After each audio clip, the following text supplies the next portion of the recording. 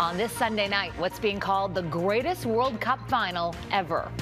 Lionel Messi's moment. The most important thing is that Messi has the cup and he will bring it to Argentina. The crucial penalty kick. And how Argentina got the World Cup it wanted. The horrors of war hit home. We were sort of their last hope. As a Canadian volunteer medical team returns after helping soldiers from Ukraine.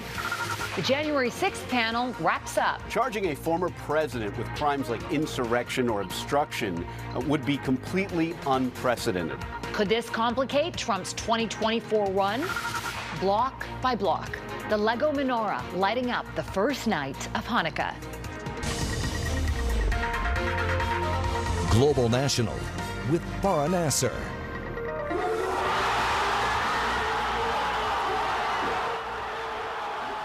And there it is, the thunderous moment of pure joy in Buenos Aires after a soccer final for the ages in Qatar.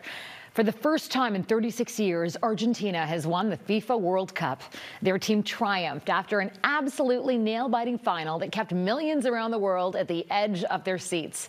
The roller coaster match saw France come back from a 2-0 deficit, then both teams trading goals and tying the scoreboard until the bitter end, when Argentina sealed its victory in penalty shots.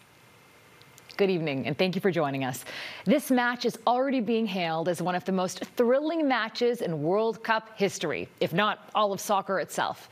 But for one player, one of the greatest in the sport, fate finally found its way into this final.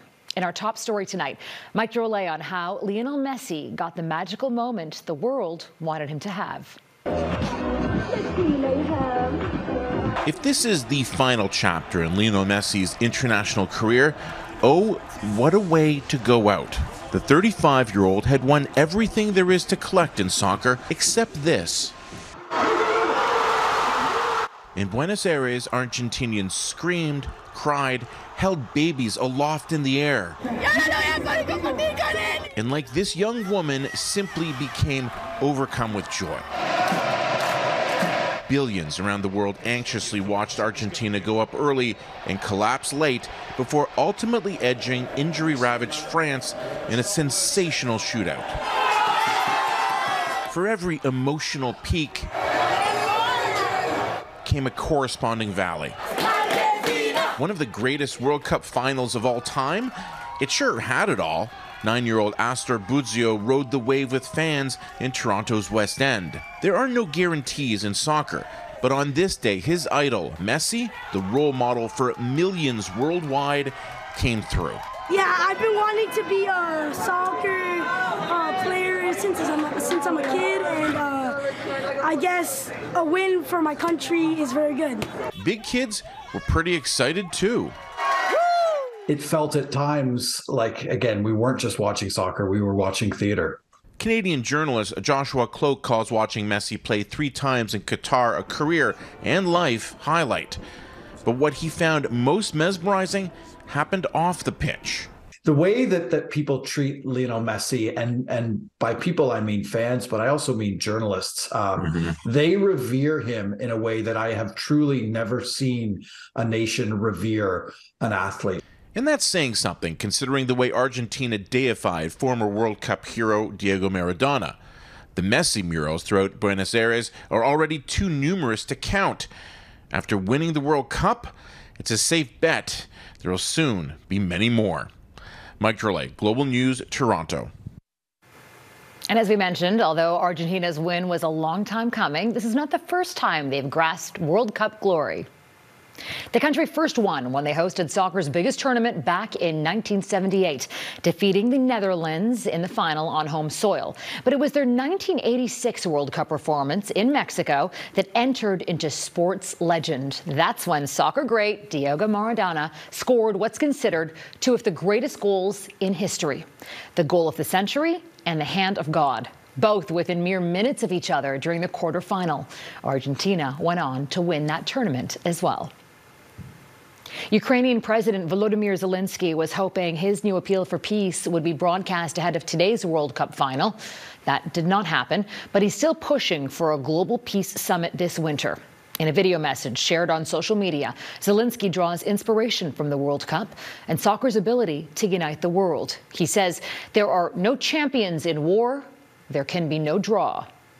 This World Cup proved time and again that different countries and nationalities can decide who is the strongest in the fair play, but not in the playing with fire, on the green playing field and not on the red battlefield. Many people around the world are doing everything they can to help Ukraine, especially at this time of year. They're offering gifts, sharing time, and praying for peace. One Canadian medical team of volunteers just returned from a mission in Poland, where they provided crucial surgical care, emotional support, and hope for the future. Julia Foy met up with the team there and reports on the difference they made. As Russia continues to bomb civilian communities and destroy critically important infrastructure in Ukraine, thousands of people have died, many more left with broken bodies and shattered lives. Earlier this month, some injured patients were transported to a trauma hospital in Poland for special care provided by a volunteer medical team from the Canada-Ukraine Foundation.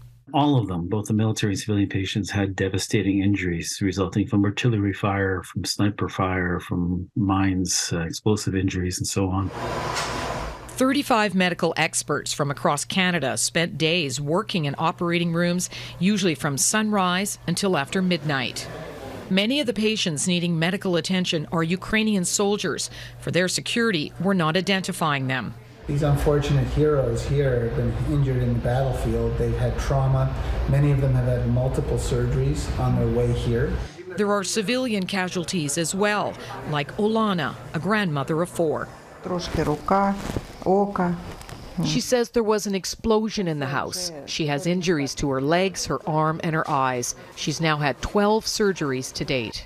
33-year-old Oksana asked us not to show her face, disfigured by a missile strike on her home. Her 13-year-old son was killed in the attack. She found her son slumped in a chair, and shrapnel from a missile instantly killed him. She heard her daughter calling and found her covered in blood. She survived. For the Canadian volunteers, the horrors these patients have endured hit home too. My mother was from eastern Ukraine, from Luhansk, and my father was from the west. So for me, this is very heartfelt. I believe most of them have also lost family members and children. On the final day, as doctors come to say goodbye, Oksana agrees to show us her new face. She's very thankful and says her daughter is very happy. The Canadian-Ukraine Foundation is now planning another medical mission in March, if there are enough donations and volunteers to support them. I'm just in awe with how much good we've done here and how much we're going to keep doing, because we're going to keep coming back. We were sort of their last hope, so it was very important that we deliver on our promise to provide appropriate care to them. And it was extremely, extremely gratifying when we could do so. These Canadian doctors and healthcare professionals are trading their front lines of crisis in Canada for the front lines of conflict a world away, offering something desperately needed: healing and hope. Julia Foy, Global News, Szaladz, Poland. Many Ukrainian refugees will be spending their first holiday here in Canada. But advocates across the country are ramping up calls for Ottawa to do more to support Afghan refugees. A recently launched program for private sponsor applications has quickly filled up, and it's a crushing blow to those helping vulnerable Afghans with no other option. And as Neetu Garcha reports, some say there's a double standard, depending on what country you come from. I don't want to have the fear of losing my family. It's very scary. Ray Azimi is an Afghan Canadian desperate to help her relatives currently stuck in Turkey after what she says were direct threats from the Taliban. They've left their jobs behind. They've worked in the Afghanistan government, and they cannot go back because their lives are in danger.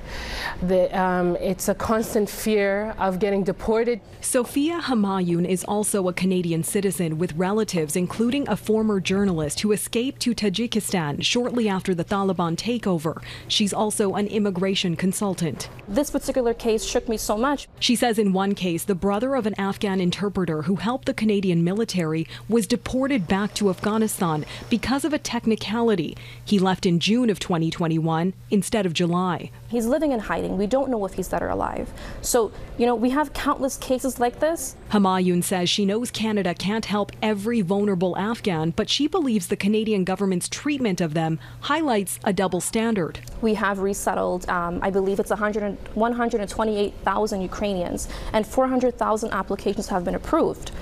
And when we look at the Afghan resettlement that we have brought into Canada from August 2021 until present, the number is only 26,000. The federal government has multiple streams of applications available for private sponsors to apply for Afghans who don't have official refugee status. Sources tell Global News the latest stream, launched in October, filled up within hours. It was capped at only 3,000 Afghans, unlike similar programs for Syrians in 2015. Do we need to, God forbid, see another Alan Kurdi on the shore in order for us to realize the depth of the Afghan refugee crisis? Why is the Afghan faced with this kind of differential treatment? I don't get it. It's a mystery to me, and the government must lift the cap to bring people to safety. NDP immigration critic Jenny Kwan says the average processing time for privately sponsored refugees is 4 years. I continue to receive ongoing emails and contacts from people to say, I served Canada. We're not giving up on these folks. The challenges that exist inside the country are like nothing that we've ever seen on any resettlement initiative. The federal immigration minister says the door is open for increasing the caps on various sponsorship streams. We need to be the advocate for change as well. And those like Azimi are urging the Canadian public to join them in their plea to urge the government to make the necessary changes now. Neetu Garcha, Global News.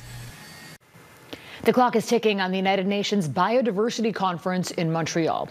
COP15 is set to wrap up tomorrow, but after nearly 2 weeks of negotiations among 196 countries, there's still no agreement. As Mike Armstrong reports, there are signs one could be coming. The goal of this convention, in the words of the head of the United Nations, is to reach a peace pact with nature. Well, that peace pact has a final draft. China is presiding over COP15 and Sunday morning released a proposed text. The challenge now is to get the negotiators from the nations gathered to sign on. This is my 22nd or 23rd COP when you combine climate and biodiversity. I've never seen that before. The text agreement includes the 30 by 30 target. Countries would agree to protect 30% of the globe by 2030. The fact there's agreement on that is being applauded by environmental groups, although some are calling for the text to be more specific. Instead of listing simply land, freshwater, and oceans, they want it specified that it's 30% of each. The ocean, they say, is too often ignored. Without a healthy ocean, there is no chance for a healthy planet. The ocean is 70% of our life support system. Another important part of the deal is financial. The text sets a target of $200 billion a year for conservation initiatives. A sticking point in negotiations has been that some developing countries want more wealthy nations to pay a bigger share. Well, environmentalists say $200 billion likely isn't enough. While it is certainly a major increase over past, it doesn't reach the level that we thought is needed, and finance is critical for implementation. The conference enters its final day, Monday, with some optimism. There are still details to iron out and close to 200 negotiating teams to get on side, but things do appear to be further along than many predicted going in. Mike Armstrong, Global News, Montreal. The January 6th committee findings come out this week. Coming up, what to watch for and what it means for Donald Trump.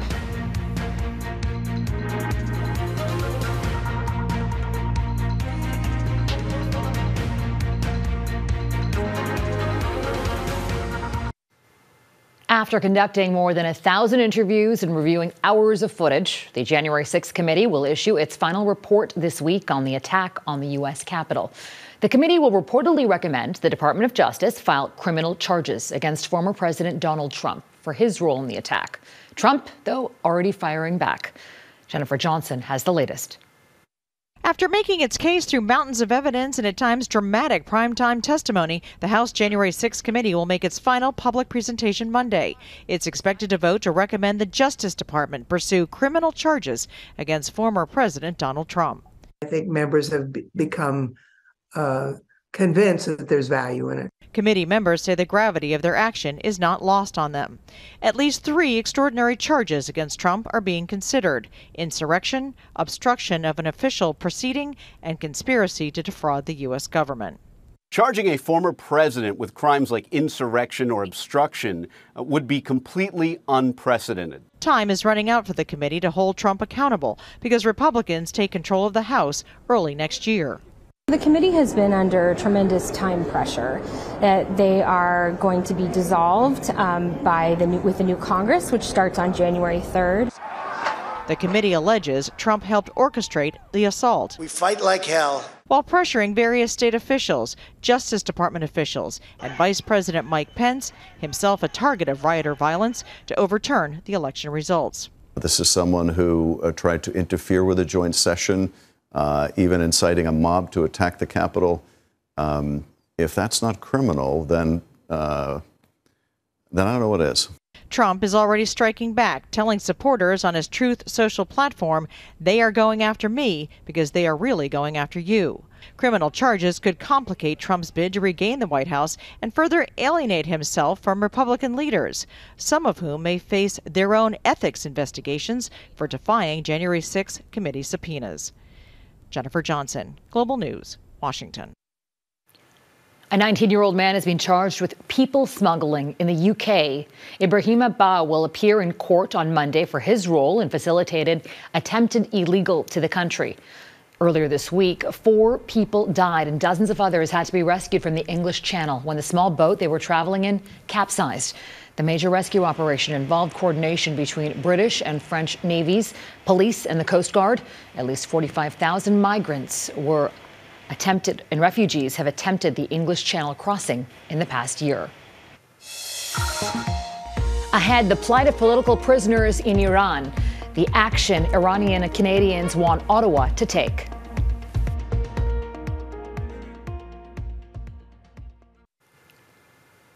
Iranian Canadians are calling on leaders in Ottawa to take a stand on behalf of thousands imprisoned for protesting against the regime in Iran. 2 people have already been executed in a brutal crackdown by the Islamic Republic. Others await their fate on death row. Nagar Mojadi has the story. Who should I mourn for more? These are the many Iranian protesters on death row. Among them, teenage boy Arin Farzamnia, an Iranian soccer star Amir Nas Azadani, and radiologist Dr. Hamid Ghadahassanlu. These are not just numbers, these are human beings. Vancouver resident Golnaz Fakhari is overcome with grief. When the first executions happened, it was as if someone just took out something underneath me. I couldn't breathe, I couldn't think, I was paralyzed. The execution of Iranian protesters without any legal representation, evidence, or chosen legal counsel is tearing her apart. But she's transforming her pain into action, pleading with Canadian MPs to become political sponsors of Iranian political prisoners, most of whom are in danger of imminent execution on bogus charges. The MP will take responsibility for 1 or 2 prisoners. They raise awareness about them, they keep track on the news about them, they urge their own governments to fight for their release. MP Hedy Fry says she's considering and believes this is something Canadian MPs can do. We are feeling the deep connection to the Iranian community. The idea of political sponsorship started with members of parliament in Germany. Yvonne Rie leading the cause with her sponsorship of rapper Toomaj Salehi. We are watching very closely what they are doing. We can change stuff, so we can use our mandate to do something and change the life of those people, so we should do it. An MP in Frankfurt just sponsored Dr. Ghadahassanlu and his wife Farzaneh. Welcome news to Iranian-Canadian doctor Mojtaba Yekrang Safakar, who has been friends with Dr. Ghadahassanlu for 30 years. He, presented before judge with broken ribs. He was healthy when he was arrested. What you don't see in the court is justice. That drive for justice is what motivates Golnaz. When you're dealing with a regime like the Islamic Republic that doesn't play by any international rules, when you find a firm ground to make them accountable, you have to take it. Negar Moshahedi, Global News. Next, the building blocks of a menorah. We take you to one special Hanukkah celebration.